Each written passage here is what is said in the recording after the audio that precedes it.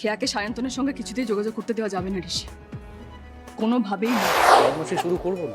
কেন করবো না বলো তো? অনেকদিন ধরে দেখছি তুমি খালি পুলিশ অ্যারেস্ট ওয়ারেন্ট থানা জেল এইসবই করে যাচ্ছ, কেন বলো তো? এই শোনো না, বলছি দুদিন ধরে কি হয়েছে তোমার? বেশ বউ বউ বিহেভ করছো।